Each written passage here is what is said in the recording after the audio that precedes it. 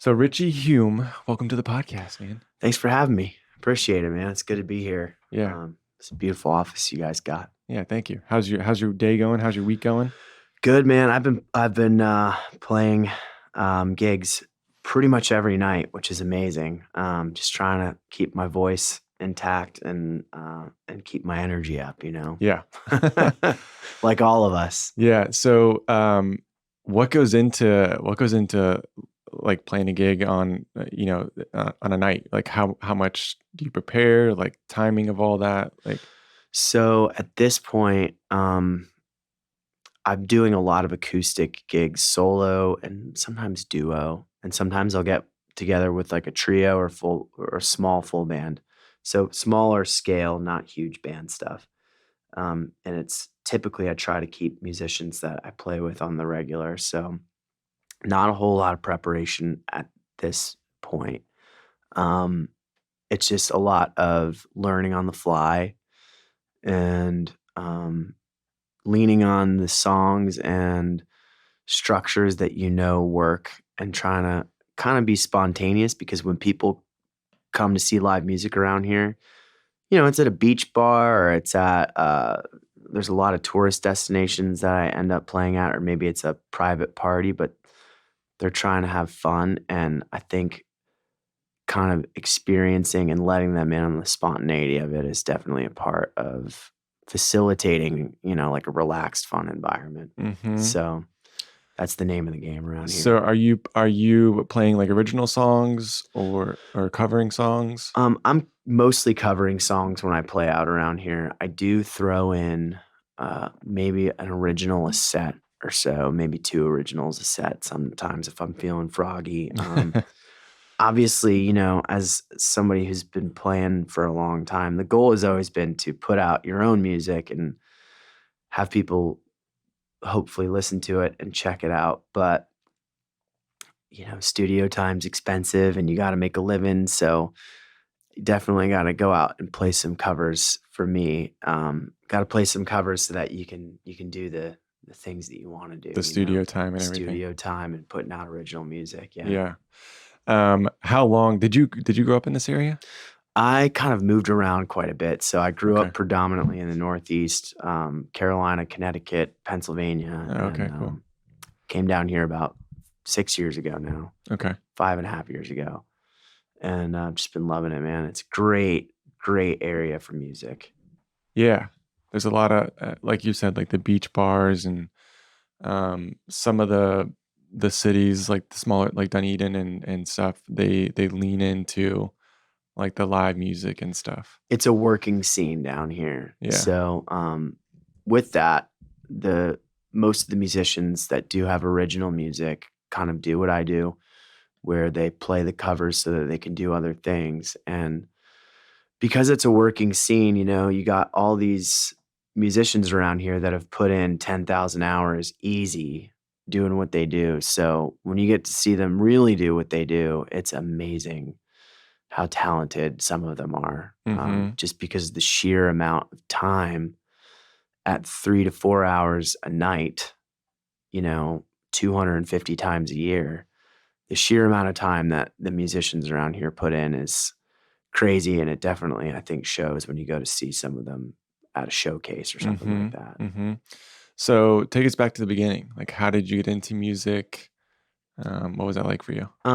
I've been obsessed with music since I can remember. Yeah. Um, I remember being 3 years old and there was like a mic at maybe 4 years old.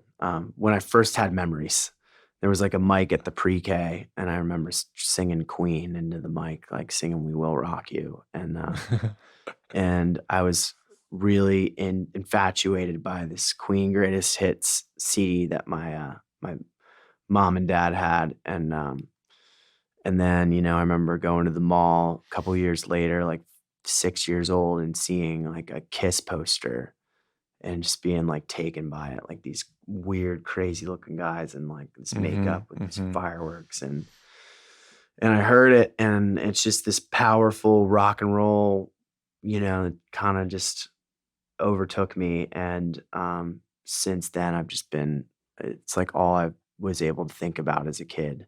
All the other kids were playing sports, and I would try, but I was never very good, and I just, and maybe kids were good in school, and it's like all I could think about was music all the time, Music. Yeah. all the time. So did you go to school for it, or like how did you learn how to play?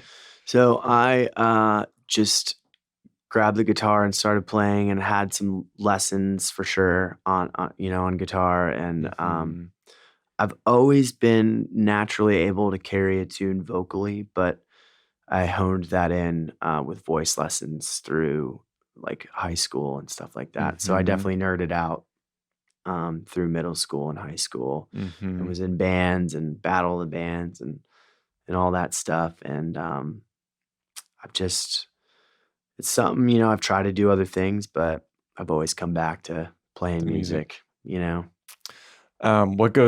What other so you started with the guitar. What other instruments did you play, or is it just guitar? I play guitar, vocals. Most guitar players can at least be proficient on a bass, and then Okay. I can play keys just enough to kind of use it as a songwriting tool. But I would not consider myself a piano player by any Yeah, yeah, means. yeah. So Yeah. guitar is definitely that's my instrument for sure, and Mhm. uh, probably a singer first, I would say. Yeah. Yeah. Which, yeah, I was talking to my wife the other day, and like she was she did color guard in high school and stuff, and so I had a lot of friends in band and everything. And we were talking about like how it's, um, like she has a lot of those kids that she knew in high school in band, and it's like band doesn't have like in high school, it's kind of like, oh, you're in band, like it's not like the cool thing to do or whatever. I think for most high schools, but like people like yourself, like like the careers that you can have after that and stuff. It's so fascinating and really, really cool experiences that you get to have from your talents. Yeah, it's always, I think in most high schools, sports is the in vogue Right. thing to do. Right. Choir and band are not something that the cool kids, I guess, Yeah. normally get involved in. But if you love it, you just do it and you stick with it. And I guess if it ever becomes cool, it's like maybe a bonus or a byproduct, but you just gotta love music, man, and that's why you do it. And It's weird that it's not cool in high school though, right? Because like as adults or anybody that's doing it professionally, like you're in love with like that band or that person or whatever, right? But for some reason in high school, it's just not the cool thing to well, do. it's funny. It goes in and out of being cool, right? And it depends on what you're doing. Because I Yeah. remember it was like really cool when I was in college and I was able to play in the bars and stuff. Yeah, But yeah. then after college, my buddies were getting jobs, and I was like on the road in a van with a bunch of dudes, Yeah. 200 shows a year, and it was like not cool again, Yeah. you know. But regardless of that, you just uh, if it's cool, the morning you wake up, you smile about it, and Mhm. you're grateful. But even when it's not cool, it's just what I do, Yeah. you know? Yeah. It's just like what I do. So what does music mean to you? I mean, eh, I mean, it's my life, and it's the number one way that I'd say I get emotionally moved is through music, and through creating music and the shared energy that, I'm able to have with people when I play. Um, yeah, man, it's literally an energetic force coming out of speakers, and Mhm. wavelengths, sound waves coming through, and they just I think they affect our emotions in a way that's like divine. And I know that sounds really cheesy, but Mhm. I think it's proof that God exists. Is music is one of those things. Yeah. Yeah, that's cool. I like for music is I'm always like fascinated by people who are super talented and being able to do things like what you do. It's like one of those things like I wish I could sing or I wish I could play guitar and that sort of stuff. I think it's really, really cool like the like what musicians are able to create, you know. Um, I mean, really creating anything is awesome though, you Yeah, know? that's true. I've been reading Rick Rubin's book, and it's kind of like a coffee table read. It's Okay. anecdotal. It's sort of like a page at a time. I Yeah. forget the title of the book, to be honest. I just call it Rick Rubin's book. But I don't know if you know who Rick Rubin is. He's like a legendary producer, Okay. and he's got these very unconventional methods. Um, Sort of like the kind of the guy who might have a musician be exhausted coming into the studio, for example, to try and get a more vulnerable Oh, take out of them, or okay. just unconventional sort of ideas. And he will profess himself that he doesn't have any musical knowledge whatsoever. He just knows human beings. Mm, And in the book, he talks about creativity and how it applies to everything, and the principles that he applies in the studio and with his artists are really universal and can be applied by a real estate agent or by mhm, an architect or by a salesman. There's creativity in everything that we do. mhm, Creativity is coming up with an idea and making it happen. And mhm. I think that not enough people think of it that way, and they think about it as just drawing or music or acting, but there's art in everything, man. Yeah, yeah, You that's know? true. That is true.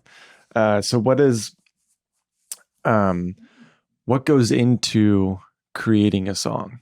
How long does that process take? And like walk me through that for anybody that hasn't experienced that before. Oh man, it's so different for everybody. Yeah. I've had songs that I've written in a day, and I've had songs that I've written in over the course of 10 years, Oh, wow. just an idea or a riff that you had in the bank forever, and you finally decided to act on it and built it piecemeal at a time. But if you want to know just like kind of the standard process of recording a song, you would, I'd say the latest tune I did, for example, I wrote it and I demoed a guitar track at home and put a vocal track over it. And then I brought it into the studio. I found a producer I'm working with, Peter Klett, who is known for his work in Candlebox. Um, and we pulled together our favorite musicians in the area, and you track drums first, and then put the guitars over it, and then put the bass over it, and then write the vocal melodies, refine the vocals, and then send it off to mix. And Mhm, mixing is when they refine the sounds of all the tracks and make it really cohesive and really clean and polished, and um, maybe they beef it up a little bit to make the song sound really good. mhm, And that's sort of the standard process, I'd say. mhm. How long does that is I mean, I'm sure the time takes, it's just different for each one, right? Yeah, we've been chipping away at it, and this last song, it's almost done, has been I think we started on it about 3.5 weeks ago, Okay. and there's been a lot of hours put into it, and yeah, these days, I don't think we're gonna, release a record. I think we'll go with singles, but Yeah. yeah, it's for example, this latest song we've been working on has been like a 3.5 week, probably all in. I'd say it's gonna be like 65, 70 hours Mhm. For one song. for one song. What for you, like, what starts a song? Is it a tune, a melody, or is it the lyrics? It changes and I go through phases. Oh, okay. I would say most recently it's a guitar riff Okay. and then a concept. So it's like the meeting of a guitar riff and a concept. So I'll be driving and I'll hear a phrase or think of a phrase, or I'll be talking to a friend on the phone and something will hit me, and I log mentally that concept that I really love or that I gravitate toward. And then I sort of bank these things up. Maybe I make a voice memo, maybe I make a little melody recording or a little note. Uh-huh. And then I'll be in my studio just playing guitar or maybe riffing at sound check or just noodling on the couch on my guitar, and I'll come up with a riff. And then if that vibe of the riff matches one of the ideas I got, then it's just off to the races after that, you know? Okay. Yeah. Yeah, that's pretty cool. Uh, what are challenges in the music business? Like, Oh man, how much time you got? uh, um, I would say one of the biggest challenges is keeping up with the changes in the industry, usually brought on by technology. And man, the new music industry, there are a lot of upsides to it, but there are a lot of downsides in that it's a lot less simple, I think, than it used to be. Uh, it's not that it used to be easier per se, but I think the paths you could take, I think, used to be a lot more linear than they are mm, now. mm, And I think with the ever changing technology, there's just a million different ways you can go in today's music industry, and it's hard to really refine a clear path or vision in today's industry, if that makes sense. yeah. So how has like technology changed music?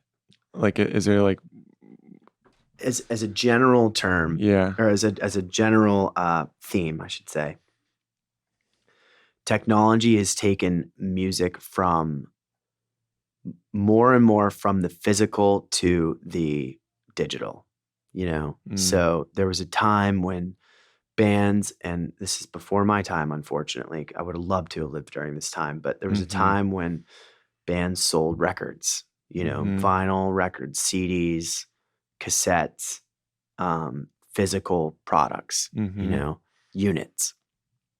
And then Napster came along mm-hmm, and put music on the internet.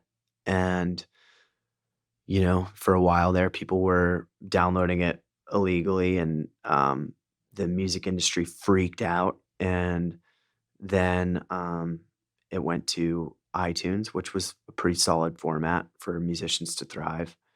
And then it went to streaming, and streaming, I mean, it may as well be like Napster's back. It's yeah, like point oh oh oh oh but oh just oh easier to get.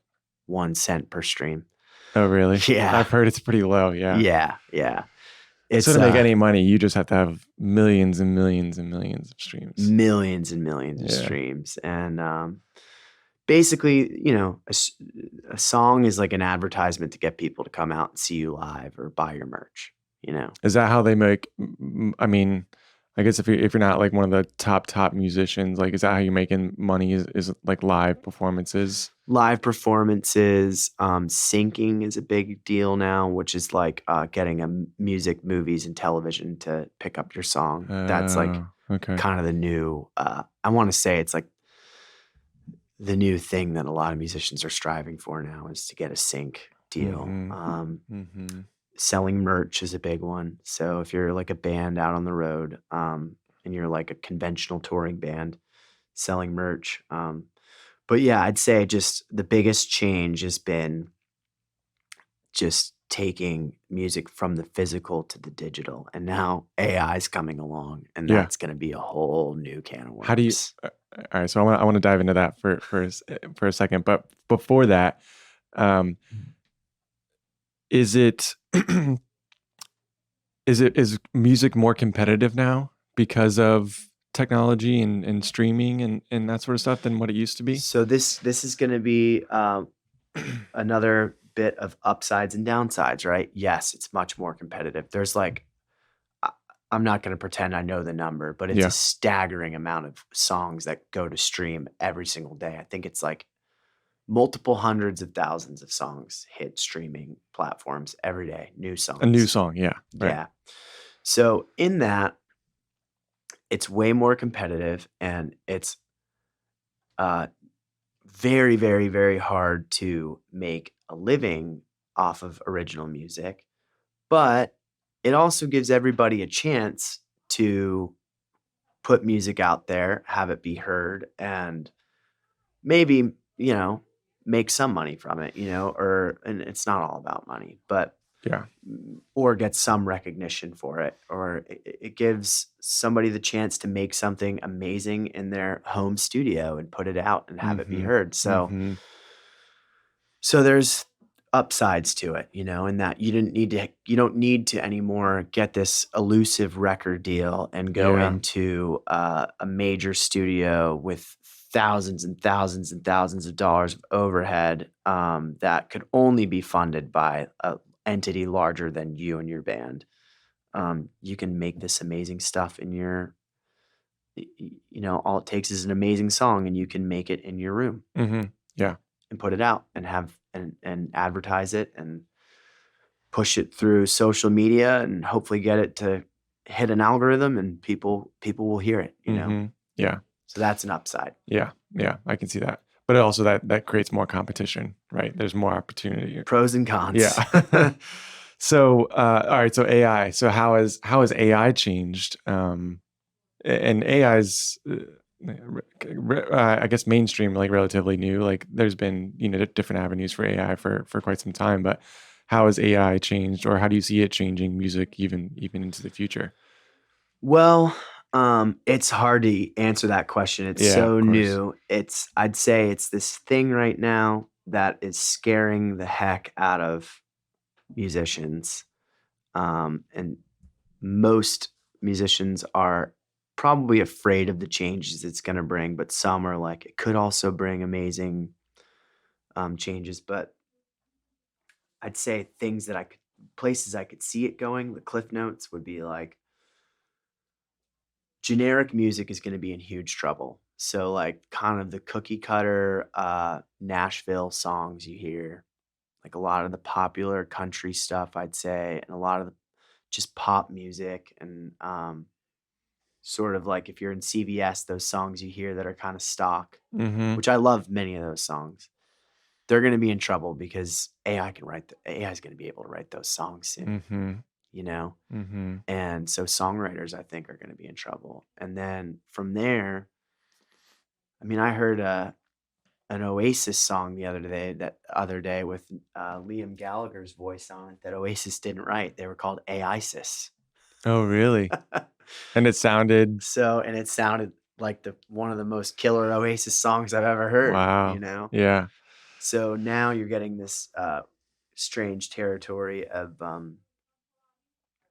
like people looking into licensing out their voices so that uh, regular folk like me and my friends can take their voice and use it through AI to make a Mm. song. So like Grimes is licensing out her voice so that if you're at home and you make a techno beat, you can put her voice onto it. That is so crazy. So that's like the next wave that I think a lot of us are intrigued and afraid by. Yeah. So Yeah. Because I think, again, like it makes it's more competitive, right? Because you don't necessarily have to have like maybe 10,000 plus hours into your craft or whatever to kind of create something. but yes, and there's a big plus, in my opinion, a plus side here, right? With Mm-hmm. another on the pros and cons theme. Mm-hmm. I think that people will always crave human connection, Yeah. and music is one of the integral ways to establish human connection through sound. And AI artists, AI voices can't connect with their fans. They are not real people. Can't perform live. They can't perform live.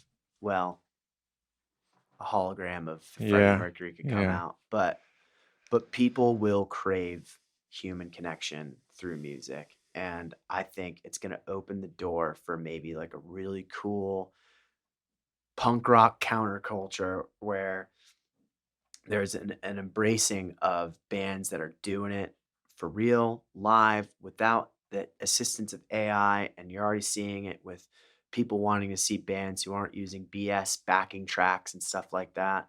I think that is going to be something that's going to happen. And, it makes my job just as a barroom entertainer, right? Like I'm Mm-hmm. not a rock star. I play mostly covers and stuff like that, but it's going to make my job really important because ultimately I'm able at my gigs to facilitate human connection, Mhm. Mhm. and that's really important to me. And I think it's going to make the roles of myself and my colleagues in this area more important than ever. So Yeah. that's something I'm optimistic about. I think you nailed it right there. I think that's a really good point. I think any business that is, sort of like threatened by AI or technology for whatever reason,